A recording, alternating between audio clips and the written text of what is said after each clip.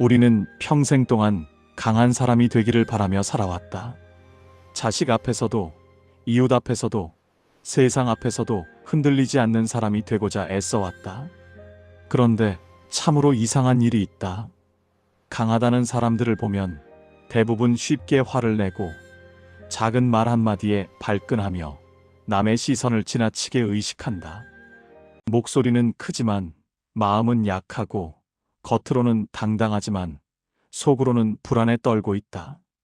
생각해보라. 진짜 강한 사람은 어떤 모습인가? 강한 사람은 남의 말에 일일이 대꾸하지 않는다.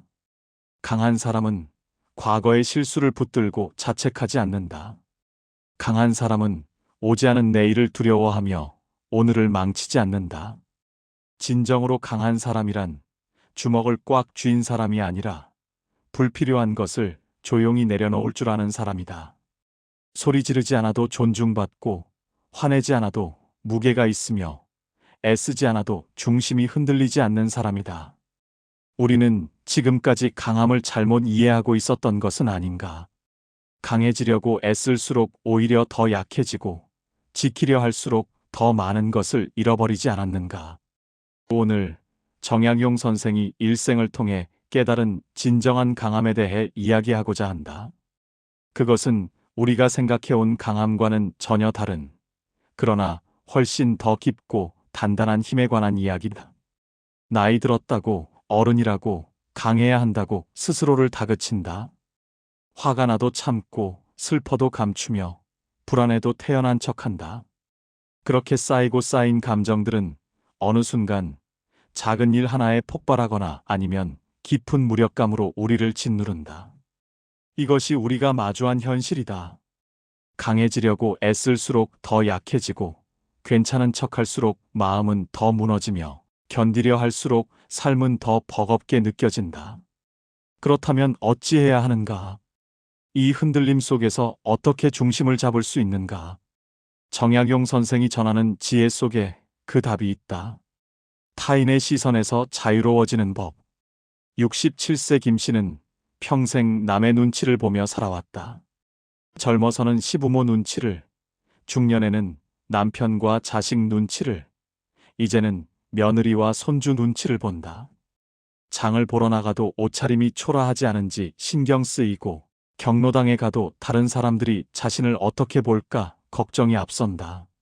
자식 집에 놀러 가서도 며느리 눈치가 보여 편히 앉아있지 못하고 손주가 보고 싶어도 싫은 소리 들까봐 선뜻 연락하지 못한다. 그런데 같은 동네에 사는 70세 박 씨는 사뭇 다르다. 박 씨도 김 씨처럼 평범한 생활을 하지만 그에게는 묘한 여유가 있다. 경로당에서 누가 뭐라 해도 담담하고 자식들이 바빠서 연락이 뜸해도 서운해하지 않는다. 며느리가 좋아할 만한 반찬을 해다 주되 받아주지 않아도 상관없다는 듯 돌아선다. 어느 날 김 씨가 물었다. 어떻게 그렇게 태어날 수 있느냐고.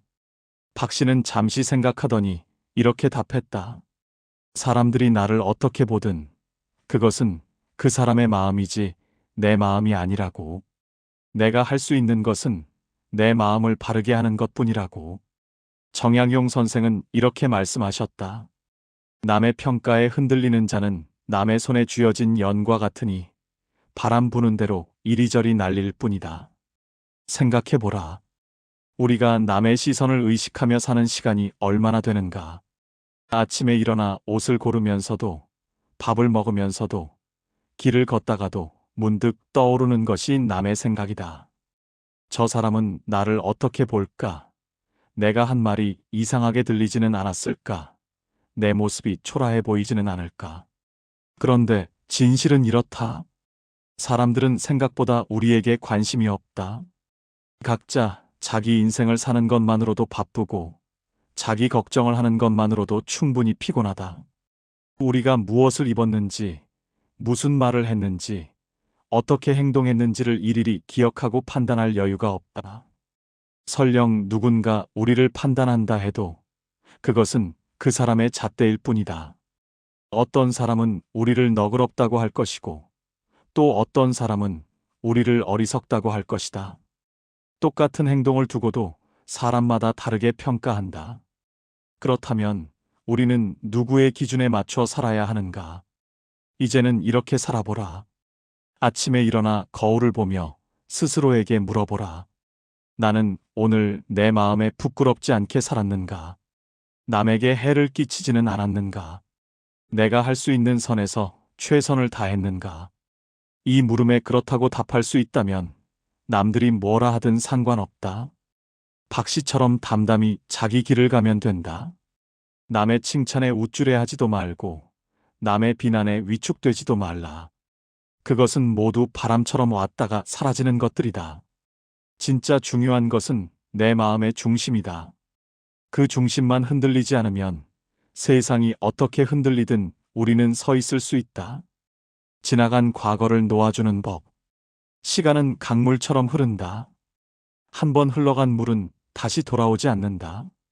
그런데 우리는 자꾸만 이미 흘러간 물을 붙잡으려 한다. 그때 그렇게 하지 말았어야 했는데, 그때 그 말을 하지 말았어야 했는데, 그때 다른 선택을 했더라면. 이런 생각들이 우리를 괴롭힌다. 72세 이 씨는 20년 전 일을 아직도 후회한다. 큰아들이 사업을 하겠다며 돈을 빌려달라고 했을 때 자신이 반대했던 일 말이다. 결국 아들은 다른 곳에서 돈을 빌렸고 사업은 실패했으며 지금까지도 빚을 갚느라 고생하고 있다. 이 씨는 생각한다. 그때 내가 도와줬더라면 아들이 이렇게 고생하지 않았을 텐데. 내가 믿어줬더라면 결과가 달랐을 텐데. 그런데 같은 경로당에 다니는 69세 정 씨는 비슷한 일을 겪었지만 전혀 다르게 산다. 정 씨도 딸의 사업을 반대했고 딸은 역시 실패했다. 하지만 정 씨는 그 일을 후회하지 않는다. 그때는 그것이 최선이었다고, 지금 와서 돌이켜보면 다른 선택이 나았을지 알 수 없다고 말한다. 중요한 것은 지금 딸을 어떻게 도울 수 있는가라고 생각한다. 어느 날 이 씨가 정 씨에게 물었다. 어떻게 그렇게 담담할 수 있느냐고. 후회되지 않느냐고. 정 씨는 잠시 창밖을 바라보다 이렇게 말했다. 후회한다고 해서 과거가 바뀌지는 않는다고. 그 시간에 차라리 지금 할 수 있는 일을 하는 게 낫다고. 정약용 선생께서도 유배지에서 비슷한 깨달음을 얻으셨다. 지나간 일을 붙잡고 있으면 두 손이 막혀 새로운 것을 잡을 수 없다. 과거는 교훈으로 간직하되 집착으로 붙들지 말라. 우리는 과거를 바꿀 수 없다. 이미 일어난 일은 일어난 것이고 이미 한 선택은 한 것이다. 그때 그랬어야 했다고 아무리 후회해도 시간은 되돌릴 수 없다. 그런데 이상한 것은 우리가 과거를 후회할 때 과거를 정확히 기억하지 못한다는 점이다. 기억은 왜곡되고 감정은 덧붙여지며 실제로 무슨 일이 있었는지보다는 지금 내가 느끼는 감정이 더 크게 작용한다. 이 씨가 후회하는 그 순간, 만약 아들에게 돈을 빌려줬다면 어땠을까? 사업이 성공했을까? 아니면 더 큰 빚을 지고 가족 전체가 힘들어졌을까? 알 수 없다. 우리는 선택하지 않은 길의 결과를 절대 알 수 없다. 그러니 과거를 이렇게 대하라. 후회하지 말고 배우라. 자책하지 말고 이해하라. 그때는 그것이 최선이었다고, 그때의 나는 그것밖에 할 수 없었다고 인정하라. 과거의 실수는 우리를 괴롭히려고 존재하는 것이 아니다. 우리를 가르치려고 존재하는 것이다. 넘어졌던 자리를 기억해야 다음에 같은 곳에서 넘어지지 않는다. 하지만 넘어졌다고 해서 그 자리에 계속 앉아 있을 필요는 없다. 지금 이 순간 과거를 내려놓아 보라. 손을 펴고 흘러간 시간을 보내주라. 그러면 비어있는 두 손으로 지금 이 순간을 붙잡을 수 있다. 오늘을 살 수 있다. 그것이 과거를 대하는 지혜로운 방법이다. 정 씨는 지금 딸과 함께 작은 반찬 가게를 준비하고 있다. 과거의 실패를 딛고 새로운 시작을 하는 딸을 응원하며 자신이 할 수 있는 것을 돕는다. 반면 이 씨는 여전히 20년 전 그날을 후회하며 오늘도 무기력하게 보낸다. 두 사람의 차이는 무엇인가? 능력의 차이가 아니다. 환경의 차이도 아니다. 과거를 대하는 태도의 차이다. 하나는 과거에 묶여 있고 하나는 과거에서 배워 앞으로 나아간다. 당신은 어느 쪽인가? 아직도 지나간 일을 붙잡고 있는가? 그렇다면 오늘, 지금 이 순간 그것을 내려놓아 보라. 후회는 끝이 없다. 하지만 오늘은 여전히 우리 앞에 있다. 오지 않은 미래의 불안을 비우는 법. 과거가 우리를 뒤에서 잡아당긴다면 미래는 우리를 앞에서 끌어당긴다. 그 사이에서 우리는 정작 지금 이 순간을 놓치고 만다. 65세 한 씨는 매일 밤 잠을 이루지 못한다. 건강이 나빠지면 어쩌나, 돈이 떨어지면 어쩌나, 자식들이 나를 부담스러워하면 어쩌나. 아직 일어나지 않은 일들이 그의 마음을 가득 채운다. 병원에 가면 큰 병이 발견될까봐 두렵고, 은행 통장을 보면 이 돈으로 얼마나 버틸 수 있을까 걱정이다. 자식들과 통화할 때마다 혹시 자신 때문에 힘들어하는 건 아닌지 눈치를 본다. 그렇게 걱정하다 보면 하루가 간다. 오늘도 아무 일 없이 지나갔지만 내일이 또 두렵다. 걱정은 걱정을 낳고 불안은 불안을 키운다. 한 씨의 얼굴에는 웃음이 사라진 지 오래다.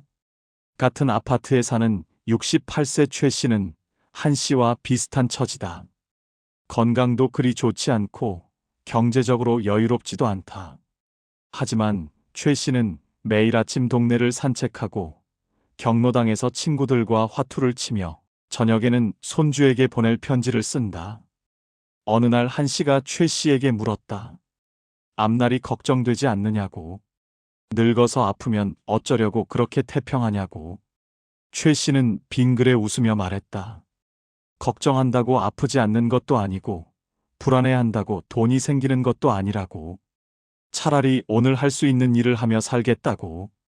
그 말을 듣고 한 씨는 묻지 않을 수 없었다. 그럼 아무 준비도 하지 않는 거냐고.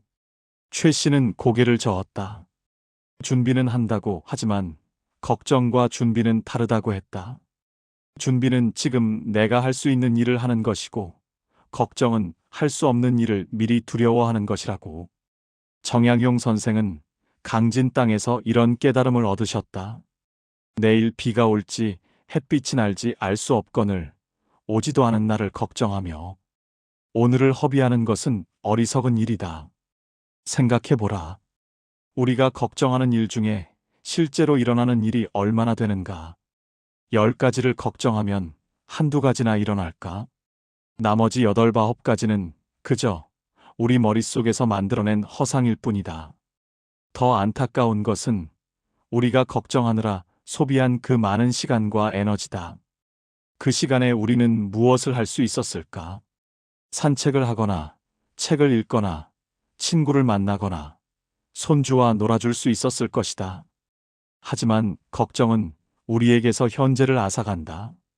한 씨는 건강을 걱정하면서도 정작 건강을 위해 할 수 있는 일은 하지 않는다.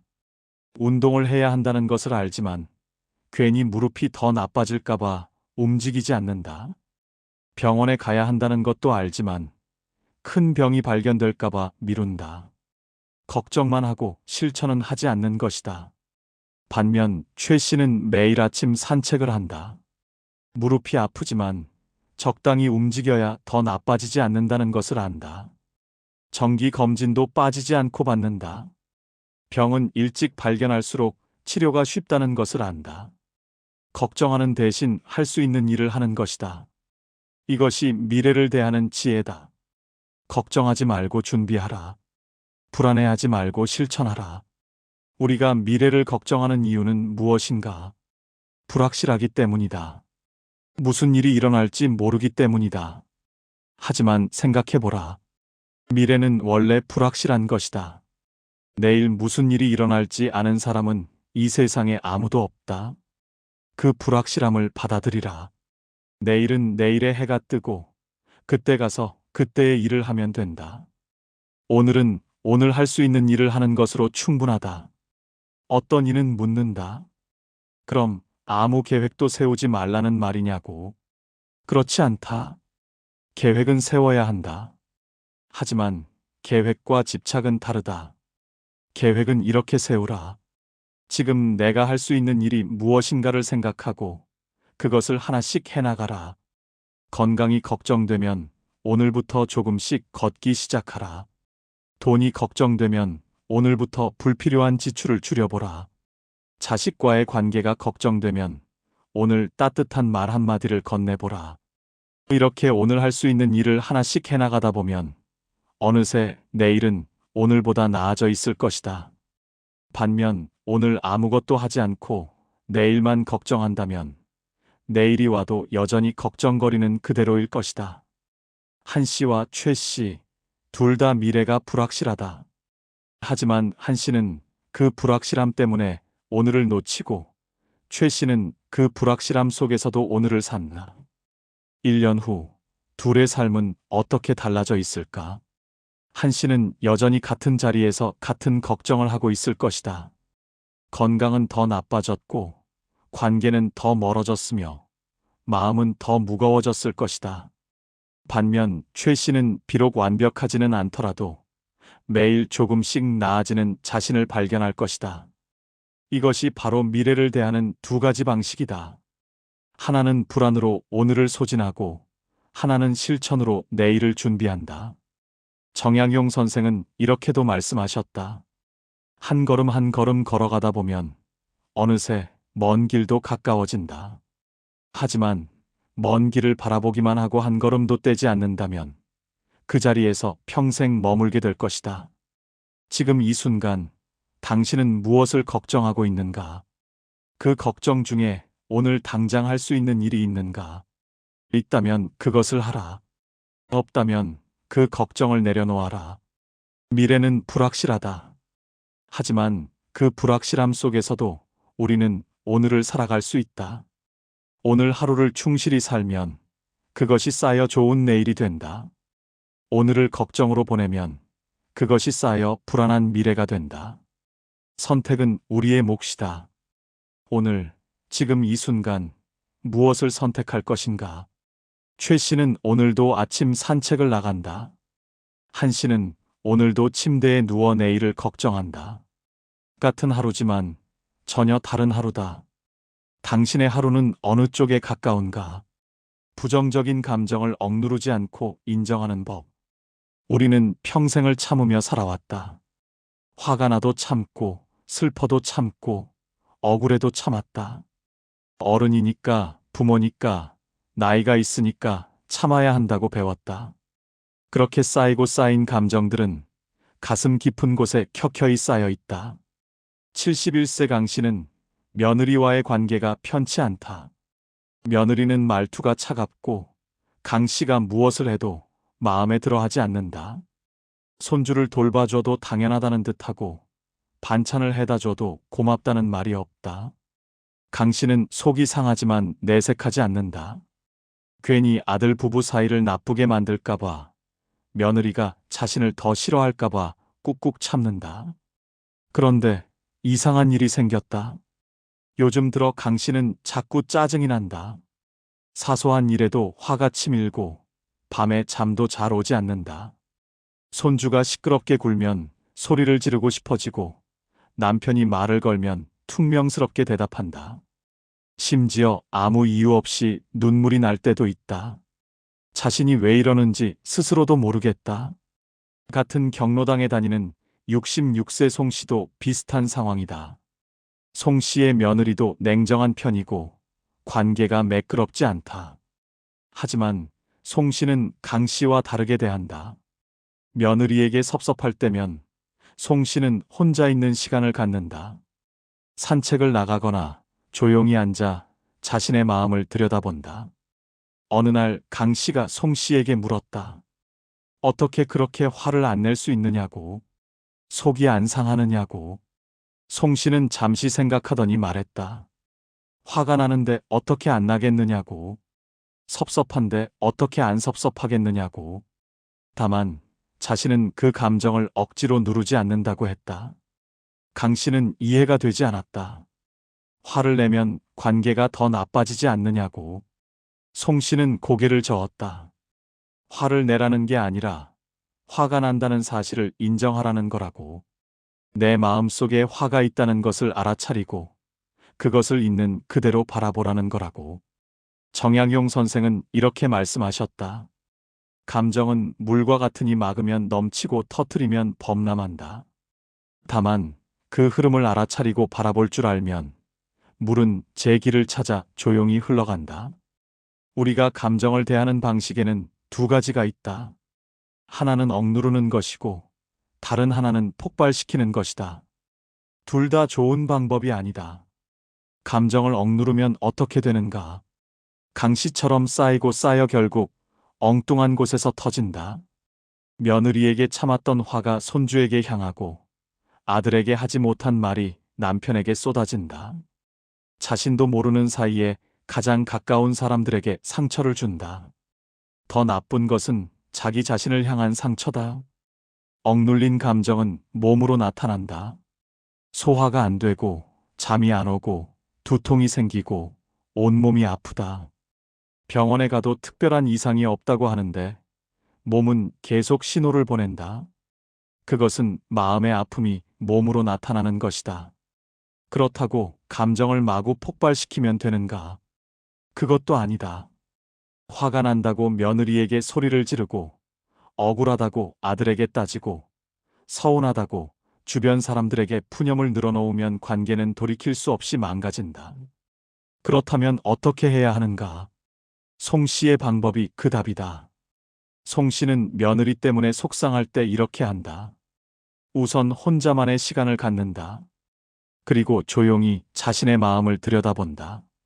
아, 지금 내가 화가 났구나. 며느리의 말투가 나를 속상하게 했구나. 내가 무시당한다고 느꼈구나. 이렇게 자신의 감정을 알아차린다. 그 다음이 중요하다. 그 감정을 판단하지 않는다. 화를 내면 안 돼. 이런 생각을 하는 내가 나빠. 며느리를 이해해야지 같은 생각을 하지 않는다. 그냥 지금 내가 화가 났다는 사실만을 인정한다. 이상한 일이 일어난다. 감정을 있는 그대로 바라보고 있으면 그 감정이 조금씩 잔잔해진다. 물결처럼 일었던 마음이 서서히 가라앉는다. 억누르지도 않았고 터트리지도 않았는데 감정이 스스로 흘러간다. 송 씨는 이렇게 말한다. 감정은 손님과 같다고. 손님이 집에 찾아오면 문을 열어주고 자리를 내어주어야 한다. 억지로 내쫓으려 하면 더 시끄러워지고 붙잡으려 하면 더 오래 머문다. 하지만 조용히 맞아들이고 차 한 잔 대접하면 손님은 머물다가 저절로 돌아간다. 강 씨는 송 씨의 말을 듣고 실천해 보기로 했다. 며느리가 또 무심한 말을 했을 때 강 씨는 우선 자기 방으로 들어갔다. 그리고 침대에 앉아 자신의 마음을 들여다봤다. 지금 내가 화가 났구나. 가슴이 답답하구나. 눈물이 나려고 하는구나. 처음에는 어색했다. 이렇게 한다고 뭐가 달라지나 싶었다. 하지만 계속 자신의 마음을 바라보고 있자니 신기하게도 마음이 조금씩 풀어지는 것이 느껴졌다. 며느리에게 따지고 싶은 마음도 아들에게 하소연하고 싶은 마음도 서서히 가라앉았다. 며칠 후 강 씨는 또 며느리 때문에 속상한 일이 있었다. 이번에도 강 씨는 혼자만의 시간을 가졌다. 그런데 이번에는 좀 달랐다. 마음을 들여다보다 보니 화 뒤에 숨은 다른 감정이 보였다. 외로움이었다. 며느리가 자신을 필요 없는 사람으로 여기는 것 같아서 자신이 이 집에서 환영받지 못한다는 느낌 때문에 외롭고 쓸쓸했던 것이다. 그 순간 강 씨는 깨달았다. 자신이 진짜 원하는 것은 며느리의 사과나 인정이 아니라 이 집에서 자신의 자리를 확인하는 것이었다. 자신이 아직 필요한 사람이라는 것, 사랑받는 사람이라는 것을 느끼고 싶었던 것이다. 그 깨달음 이후로 강 씨의 태도가 조금씩 달라졌다. 며느리에게 인정받으려고 애쓰지 않게 되었다. 며느리가 고맙다는 말을 안 해도 스스로 만족할 수 있는 일을 하게 되었다. 손주를 돌보는 것도 반찬을 만드는 것도 며느리를 위해서가 아니라 자신이 하고 싶어서 하게 되었다. 신기하게도 강 씨가 변하니 며느리의 태도도 조금씩 달라졌다. 며느리도 눈치채지 못하게 변화가 일어난 것이다. 강 씨가 억지로 잘해주려고 애쓰지 않으니 며느리도 부담스러워하지 않게 되었다. 강 씨가 서운해하지 않으니 며느리도 조심스러워하지 않게 되었다. 이것이 감정을 대하는 지혜다. 억누르지도 말고 폭발시키지도 말고 있는 그대로 바라보라. 그러면 감정은 우리에게 무언가를 가르쳐 준다. 화 뒤에 숨은 외로움을, 짜증 뒤에 숨은 두려움을, 슬픔 뒤에 숨은 사랑을 보게 해준다. 정약용 선생은 유배지에서 수많은 감정과 마주하셨다. 억울함, 분노, 외로움, 절망. 하지만 선생은 그 감정들을 억누르지도 남에게 쏟아내지도 않으셨다. 조용히 들여다보며 그 안에서 배움을 얻으셨다. 그렇게 선생은 인간의 마음을 깊이 이해하게 되셨고 그 이해가 수많은 저서로 남았다. 우리도 그렇게 할 수 있다. 화가 날 때, 슬플 때, 억울할 때 그 감정을 억지로 없애려 하지 말라. 그냥 그것을 바라보라. 아, 지금 내가 이런 감정을 느끼고 있구나. 그것만으로도 충분하다. 감정은 적이 아니다. 감정은 우리 마음이 보내는 신호다. 몸이 아프면 신호를 보내듯 마음도 힘들면 신호를 보낸다. 그 신호를 무시하거나 억누르면 문제는 더 커진다. 하지만 그 신호를 알아차리고 귀 기울이면 마음은 스스로 치유된다. 강 씨는 이제 자신의 감정과 친구가 되었다. 화가 나면 아, 손님이 왔구나 하고 맞아들인다. 슬프면 지금 내가 슬픈 일이 있었구나 하고 인정한다. 그러면 그 감정은 잠시 머물다가 조용히 떠난다. 그리고 떠난 자리에는 평온함이 찾아온다. 당신은 지금 어떤 감정을 억누르고 있는가? 며느리에게, 자식에게, 세상에게 느끼는 서운함을 애써 외면하고 있지는 않은가? 그렇다면 오늘, 지금 이 순간, 그 감정을 꺼내어 바라보라. 판단하지 말고, 없애려 하지 말고, 그냥 있다는 것을 인정하라. 그것이 감정을 다스리는 첫걸음이다. 억누르는 것이 아니라 알아차리는 것, 터트리는 것이 아니라 바라보는 것. 그 작은 변화가 우리 삶을 크게 바꾼다. 작은 일에 과잉 반응하지 않는 법. 우리는 살아가면서 매일 수십 가지 일을 마주한다. 그중 대부분은 사소한 일들이다. 누군가의 말 한마디, 작은 실수 하나, 기대와 다른 결과. 그런데 이상하게도 우리는 그 사소한 일들에 크게 흔들린다. 69세 윤 씨는 며칠 전부터 마음이 편치 않다.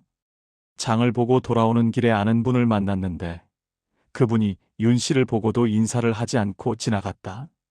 처음에는 못 봤나 보다 했는데 자꾸 생각이 난다. 혹시 자신에게 화가 난 것은 아닐까? 자신이 무슨 잘못을 한 것은 아닐까? 그 생각이 꼬리를 물고 이어진다. 다음 날 경로당에 갔더니 그분도 와 있었다. 윤 씨는 괜히 어색하고 불편했다. 평소처럼 대하고 싶었지만 자꾸 신경이 쓰였다. 혹시 다른 사람들에게 자신 험담을 하는 건 아닐까? 결국 윤 씨는 일찍 경로당을 나왔다. 집에 돌아와서도 그 일이 계속 마음에 걸렸다. 같은 경로당에 다니는 73세 오 씨는 성격이 다르다. 며칠 전 비슷한 일이 있었다. 오랜 친구가 약속 시간에 30분이나 늦게 왔는데 사과도 제대로 하지 않았다. 예전 같았으면 오 씨도 속상했을 것이다. 하지만 오 씨는 담담했다. 친구에게 무슨 일이 있었느냐고 물었고 친구는 병원에 다녀오느라 늦었다고 했다. 오 씨는 그러냐며 웃어넘겼다. 어느 날 윤 씨가 오 씨에게 물었다. 어떻게 그렇게 아무렇지도 않을 수 있느냐고. 화가 안 나느냐고. 오 씨는 잠시 생각하더니 말했다. 화가 안 나는 건 아니라고. 다만 자신은 한 가지 원칙이 있다고 했다. 하루가 지나면 잊힐 일에는 마음을 쓰지 않는다는 것. 윤 씨는 그 말이 이해가 되지 않았다. 하루가 지나도 잊히지 않는데 어떻게 하느냐고. 오 씨는 웃으며 말했다. 하루가 지나도 잊히지 않는다면 그건 그 일이 중요해서가 아니라 내가 계속 그 일을 붙잡고 있기 때문이라고. 정약용 선생은 이런 말씀을 남기셨다. 작은 불씨에 바람을 불면 큰 불이 되지만 바람을 불지 않으면 저절로 꺼진다. 마음도 그러하니 작은 일을 크게 만드는 것은 바람을 부는 우리 자신이다. 생각해보라. 인사를 받지 못한 일이 정말 그렇게 큰 일인가? 한 달 후에도, 1년 후에도 기억할 만한 일인가? 아마 아닐 것이다. 하지만 우리는 그 작은 일에 며칠을 속상해하고 밤잠을 설치고 다른 일에 집중하지 못한다. 더 문제는 그 일을 자꾸 키운다는 것이다. 인사를 못 받은 것에서 시작해서 나를 무시하는구나. 내가 뭘 잘못했나. 다른 사람들도 나를 그렇게 생각하나. 나는 환영받지 못하는 사람이구나로 이어진다. 원래 작았던 일이 점점 커져서 결국 자신의 존재 가치까지 흔들리게 만든다. 오 씨도 예전에는 윤 씨처럼 작은 일에 크게 반응했다. 누가 무심한 말을 하면 며칠을 속상해했고 기대와 다른 일이 생기면 화가 났다. 그렇게 살다 보니 늘 마음이 불편하고 사람들과의 관계도 편치 않았다. 그러던 어느 날 오 씨는 깨달았다. 자신이 속상해하는 일의 대부분은 한 달만 지나면 기억조차 나지 않는 일들이라는 것을. 그런데 그 일로 속상해하는 동안 잃어버린 시간과 평온은 돌아오지 않는다는 것을. 그때부터 오 씨는 이렇게 하기로 했다. 무슨 일이 생기면 스스로에게 묻는다. 이 일이 한 달 후에도 중요할까? 대부분의 경우 답은 아니다였다. 그러면 오 씨는 그 일을 내려놓았다. 처음에는 쉽지 않았다. 습관적으로 속상해하고 자꾸 그 일이 떠올랐다. 하지만 계속 연습하다 보니 점점 나아졌다. 지금은 작은 일이 생겨도 금방 흘려보낼 수 있게 되었다. 윤 씨는 오 씨의 말을 듣고 생각해 봤다. 인사를 못 받은 일이 한 달 후에도 중요할까? 솔직히 중요하지 않을 것 같았다. 그런데 왜 자신은 며칠째 이 일에 매달려 있는 걸까? 그 순간 윤 씨는 깨달았다. 정작 문제는 인사를 받지 못한 것이 아니라 그 일을 계속 붙잡고 있는 자신이었다. 그분이 인사를 하지 않은 것은 어쩌면 정말 못 봤을 수도 있고 급한 일이 있었을 수도 있다. 하지만 윤 씨는 최악의 경우만 상상하며 스스로를 괴롭히고 있었던 것이다. 윤 씨는 그날부터 오 씨의 방법을 실천해 보기로 했다. 며칠 후 식당에서 밥을 먹는데 옆 테이블 사람이 시끄럽게 떠들었다. 예전 같았으면 짜증이 났을 것이다. 하지만 윤 씨는 스스로에게 물었다. 이 일이 한 달 후에도 중요할까? 아니었다. 그러자 신기하게도 짜증이 금방 사라졌다. 또 며칠 후 아들에게 전화했는데 아들이 바쁘다며 급하게 끊었다. 예전 같았으면 섭섭해서 며칠을 속상해했을 것이다. 하지만 윤 씨는 또 물었다. 이 일이 한 달 후에도 중요할까? 아들이 정말 바빴을 것이고 나중에 다시 통화하면 될 일이었다. 그렇게 하나하나 연습하다 보니 윤 씨의 마음이 한결 가벼워졌다. 작은 일에 흔들리지 않으니 하루가 평온했다. 사소한 일로 속상해하지 않으니 사람들과의 관계도 편해졌다. 정약용 선생은 또 이렇게 말씀하셨다. 큰 바위는 큰 바람에도 움직이지 않지만 작은 돌멩이는 작은 바람에도 굴러간다. 마음을 크게 가지면 작은 일에 흔들리지 않는다. 마음을 크게 가진다는 것은 무엇인가? 모든 것을 대수롭지 않게 여기라는 것이 아니다. 진짜 중요한 것과 중요하지 않은 것을 구분할 줄 알라는 것이다. 가족의 건강, 관계의 진심, 자신의 품격. 이런 것들은 중요하다. 하지만 누군가의 무심한 말 한마디, 기대와 다른 작은 결과, 일시적인 불편함. 이런 것들은 한 달 후면 기억도 나지 않을 일들이다. 우리의 마음은 그릇과 같다. 그 그릇에 무엇을 담을 것인가는 우리가 선택한다. 작은 짜증과 사소한 속상함으로 가득 채울 것인가, 아니면 진짜 소중한 것들로 채울 것인가? 윤 씨는 이제 경로당에서 그분을 만나도 편안하다. 그날 인사를 못 받은 것은 더 이상 중요하지 않다. 오히려 윤 씨는 먼저 밝게 인사한다. 그러자 그분도 웃으며 인사를 받는다. 알고 보니 그날 그분은 남편이 아파서 병원에 다녀오는 길이었다고 한다. 윤 씨의 인사를 못 본 것이 아니라 정신이 없어서 주변이 보이지 않았던 것이다. 만약 윤 씨가 여전히 그 일에 속상해하고 있었다면 어땠을까? 관계는 어색해지고 오해는 깊어지고 마음은 더 무거워졌을 것이다. 하지만 윤 씨는 그 작은 일을 흘려보냈고 덕분에 관계도 마음도 가벼워질 수 있었다. 작은 일에 과잉 반응하지 않는 것. 그것은 무감각해지라는 것이 아니다. 오히려 진짜 중요한 것에 더 민감해지라는 것이다. 쓸데없는 것에 에너지를 낭비하지 말고 소중한 것에 집중하라는 것이다. 오늘부터 실천해보라. 무슨 일이 생기면 스스로에게 물어보라. 이 일이 한 달 후에도 중요할까? 대부분 아닐 것이다. 그렇다면 지금 이 순간 그 일을 내려놓아라. 그리고 진짜 중요한 일에 마음을 쏟아라. 자신을 자책하지 않는 법. 우리는 남에게보다 자신에게 더 가혹하다. 남의 실수는 쉽게 용서하면서도 자신의 실수는 오래도록 붙잡고 자책한다. 남에게는 너그러운 마음을 주면서도 자신에게는 매서운 잣대를 들이댄다. 74세 임 씨는 몇 년 전 일을 아직도 후회한다. 손주의 생일 파티에 늦게 도착했던 일이다. 그날 임 씨는 길을 잘못 들어 1시간이나 늦었고 손주는 할머니를 기다리다가 울었다. 며느리는 괜찮다고 했지만 임 씨는 그날 이후로 자신을 용서하지 못했다. 내가 미리 길을 확인했어야 했는데, 내가 좀 더 일찍 출발했어야 했는데, 손주한테 얼마나 실망을 줬을까? 며느리는 속으로 나를 무책임하다고 생각했을 거야. 이런 생각들이 끊임없이 임 씨를 괴롭혔다. 그 후로 임 씨는 뭔가를 할 때마다 불안하다. 또 실수하면 어쩌나, 또 실망을 주면 어쩌나. 그래서 조심하고 또 조심하지만 그럴수록 더 위축되고 자신감이 없어진다. 결국 손주 생일이 다가오자 임 씨는 아예 가지 않겠다고 했다. 또 실수할까봐, 또 폐해를 끼칠까봐 두려웠던 것이다. 같은 아파트에 사는 70세 장 씨는 임 씨와 대조적이다. 장 씨도 며칠 전 실수를 했다. 경로당에서 친구들과 함께 여행 계획을 세웠는데 장 씨가 날짜를 잘못 기억해서 모두 헛걸음을 했다. 친구들은 실망했고 장 씨도 미안했다.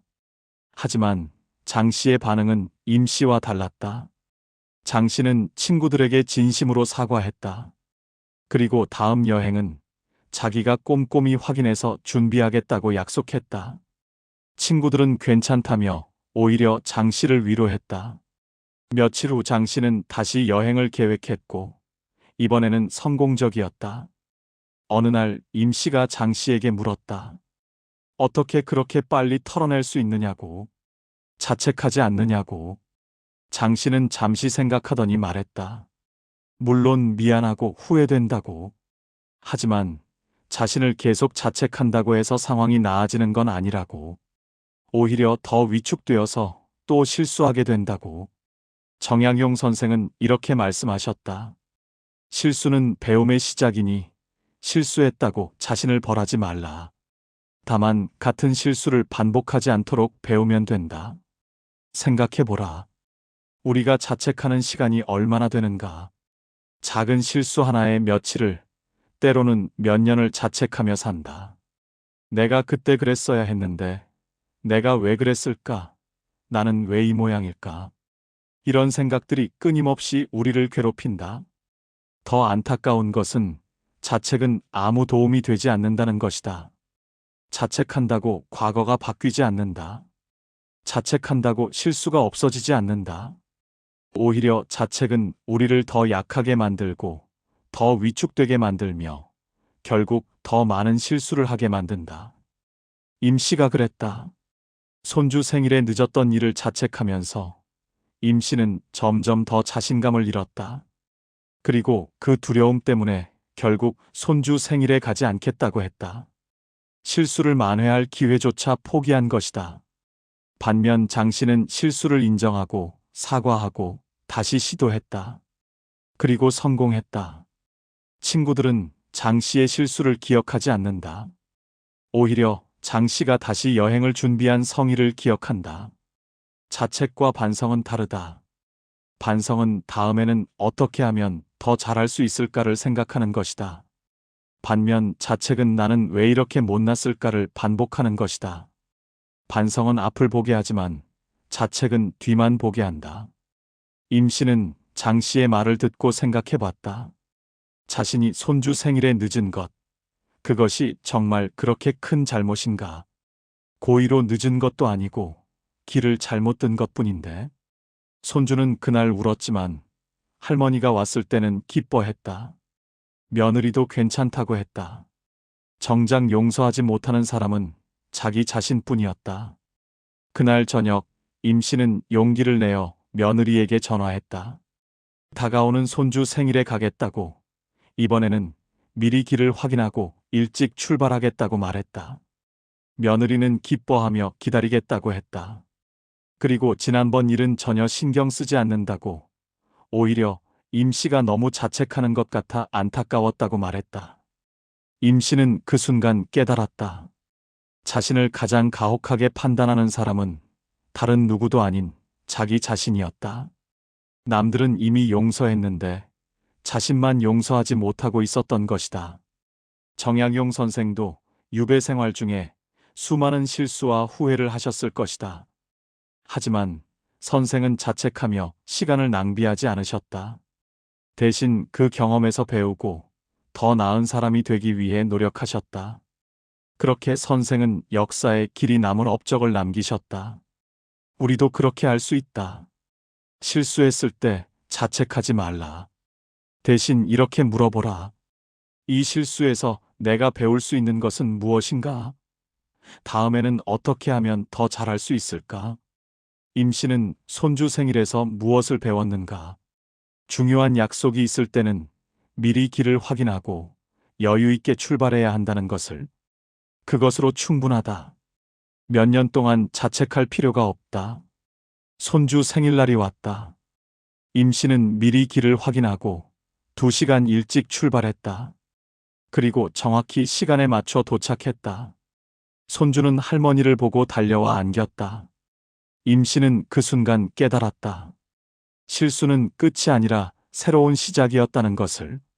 자책은 우리를 과거에 묶어두지만 배움은 우리를 미래로 나아가게 한다. 이제 자책을 내려놓아라. 자신에게도 남에게 주는 것과 같은 너그러움을 주라. 우리는 완벽하지 않다. 실수할 수 있다. 하지만 그 실수에서 배우고 다시 일어설 수 있다. 그것이 우리가 진짜 배워야 할 지혜다. 자책하지 않고 배우고 다시 시도하는 것. 장씨처럼, 정약용 선생처럼, 그리고 이제 임씨처럼. 여러분, 여기까지 함께 해주셔서 진심으로 감사드립니다. 정약용 선생은 이런 말씀을 남기셨습니다. 하루를 살더라도 흔들리지 않는 중심으로 살아가는 것. 그것이 바로 참된 삶이다. 선생의 말씀처럼 진정한 강함이란 거창한 것이 아닙니다. 매일 아침 눈을 뜰 때 남의 시선이 아닌 내 마음을 먼저 돌아보는 것. 지나간 후회에 발목 잡히지 않고 오늘을 사는 것. 오지 않은 내일을 두려워하기보다 지금 이 순간에 충실한 것입니다. 내 안의 감정을 있는 그대로 바라보고 작은 일에 마음을 빼앗기지 않으며 실수했을 때 자신을 용서할 줄 아는 것. 이 모든 것이 바로 강한 마음을 가진 사람의 모습입니다. 이제 여러분께 조용히 여쭙고 싶습니다. 여러분은 지금 무엇에 흔들리고 계십니까? 남의 말 한마디에, 지나간 후회에, 오지 않은 불안에 마음을 내어주고 계시지는 않으십니까? 그렇다면 오늘 바로 이 순간부터 하나씩 내려놓아 보십시오. 완벽하게 바꿀 필요는 없습니다. 단번에 강해질 필요도 없습니다. 다만 오늘 하루 남의 시선보다 내 마음을 먼저 들여다보고 어제의 후회보다 오늘의 감사를 생각하며 내일의 걱정보다 지금 이 순간을 소중히 여기는 것. 그것만으로도 충분합니다. 여러분은 이미 오랜 세월을 살아오시면서 수많은 풍파를 견뎌내셨습니다. 그 모든 시간이 여러분을 단단하게 만들었고 그 경험들이 여러분을 지혜롭게 만들었습니다. 이제는 그 지혜로 자신의 마음을 다스릴 차례입니다. 흔들리는 것은 나약함이 아닙니다. 우리는 모두 흔들립니다. 다만 강한 사람은 흔들리면서도 중심을 잃지 않습니다. 넘어지더라도 다시 일어섭니다. 그리고 그 과정에서 자신을 자책하지 않고 오히려 그 경험에서 배웁니다. 여러분도 할 수 있습니다. 아니, 여러분은 이미 하고 계십니다. 다만 그것을 알아차리지 못했을 뿐입니다. 오늘 이 이야기가 여러분께 작은 깨달음이 되고 여러분의 마음에 평온이 찾아오길 진심으로 바랍니다. 정약용 선생의 지혜가 여러분의 삶 속에서 작은 빛이 되어 흔들리는 순간마다 중심을 잡아주는 힘이 되기를 소망합니다. 마지막까지 소중한 시간을 내어 들어주신 모든 분들께 깊이 감사드립니다. 정약용의 인생 지혜에서는 계속해서 여러분의 일상의 작은 위안과 지혜가 될 수 있는 소중한 내용들을 정성껏 준비해서 전해드리겠습니다. 오늘 말씀이 도움이 되셨다면 구독, 좋아요 눌러주시고 많은 분들과 함께 나누어 주시면 감사하겠습니다. 그리고 듣고 계신 지역이나 장소를 알려주시면 반가운 마음으로 오랫동안 기억하겠습니다. 정약용의 지혜가 여러분의 일상 속에서 빛을 발하기를 바라며 여러분 오늘도 모두 평안한 하루 되시기 바랍니다.